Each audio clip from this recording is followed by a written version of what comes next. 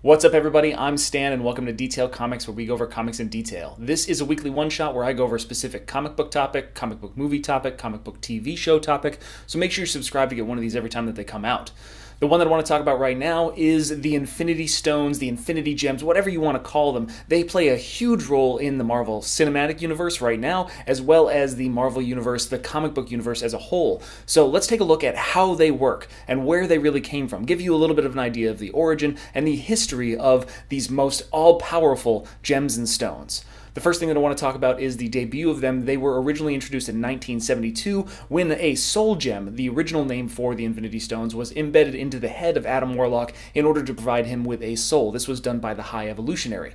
So after this, we actually see the first interaction of Thanos with the Infinity Stones as he tried to gather all the soul gems, creating a larger gem that was going to black out all of existence, really destroy all the stars. There was other stories that kind of came in there, but of course the prominence really came to when you got Infinity Gauntlet, which is something that Infinity War is kind of loosely based on at this point in time. And this is Thanos' quest for all of the Infinity Gems to be assembled in the Infinity Gauntlet and become a god, essentially taking control over the entirety of the Marvel Universe.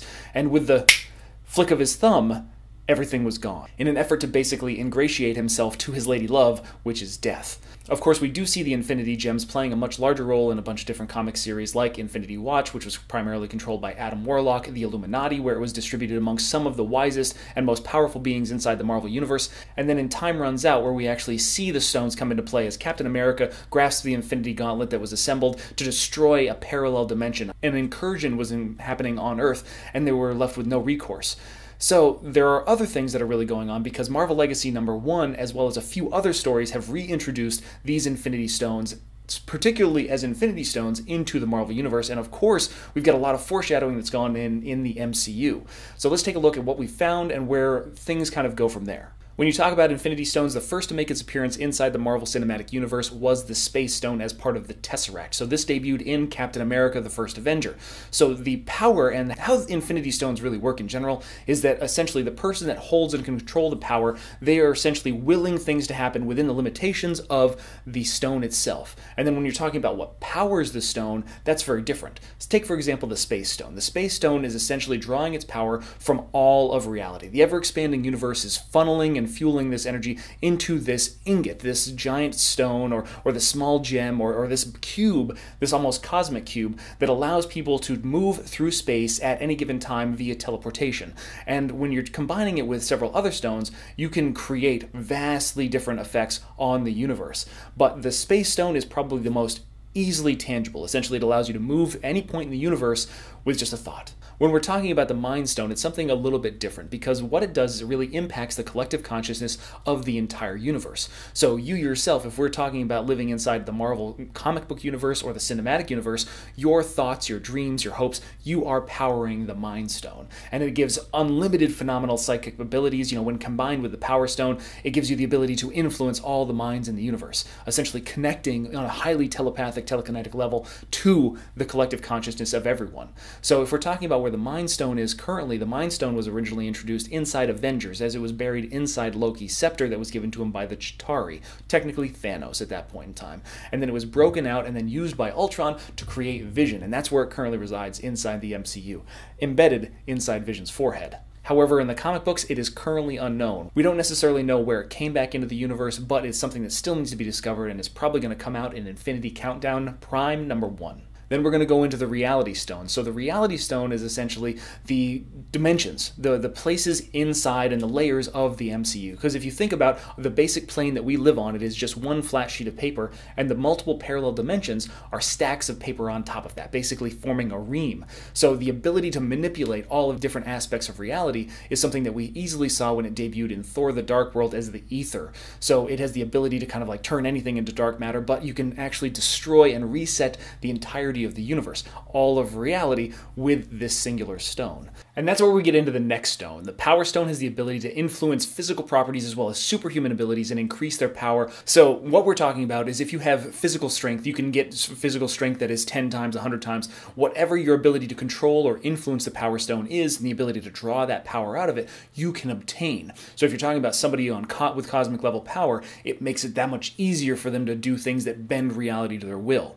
So if we're talking about the Power Stone right now, the Power Stone was actually discovered inside Guardians of the Galaxy, where it was originally possessed. It was inside some sort of temple, and then it came into the possession of Peter Quill, eventually to Ronan, where he used it to try and destroy Xandar. And at the end of Guardians of the Galaxy, it went into the possession of the Nova Corps on Xandar, and it's most likely the first stone that Thanos is going to get, simply because if you're going to get the Power Stone, might as well destroy the Nova Corps at the same time. In comic books currently, it is in the care of Drax the Destroyer from Guardians of the Galaxy, which made its emergence inside the later issues of Guardians of the Galaxy. And this thing is the size of a building at this point in time. So he's the one that's there solely protecting that particular Infinity Stone. Of course, we need to talk about another stone, and that's the Time Stone. So the Time Stone, it gives you the ability to manipulate the future and the past. So it takes its energy and it takes its power from all of existence at this point in time. So if you're talking about billions of years in the past and billions of years in the future, all of those moments in time funnel and fuel the power of the Time Gem, or the Time Stone. So when we're talking about where it made its debut, of course it made its debut in Doctor Strange as the Eye of Agamotto, as he manipulated time to take on Dormammu in the final scenes. Inside the Marvel Cinematic Universe, it's probably one of the most powerful things because it gave the opportunity to reset time to so many depths. Get rid of the deaths, take care of, making sure that there was no destruction, and really resetting the universe to a time that was previously, well, it basically did the impossible for them. However, inside comic books currently, we don't necessarily know where the Time Stone is. So there's a few different options, but if you're looking at some of the preview artwork for the next series of books, you could get an idea of who really has it in their possession. But that leaves us with the last Infinity Stone, and that's the Soul Stone. So there's been a lot of different theories as to where the Soul Stone is because it hasn't made its debut into the Marvel Cinematic Universe, and the current theory is that it's going to end up in Wakanda because the Black Panther is a very spiritual entity. So using the Soul Stone to funnel the lost entities, the souls of everyone that he's previously loved, all the previous leaders of the Wakandan nation, that makes a ton of sense because when we're talking about the Soul Stone takes the spirits of the dead, the spirits of everyone, and puts them into some sort of,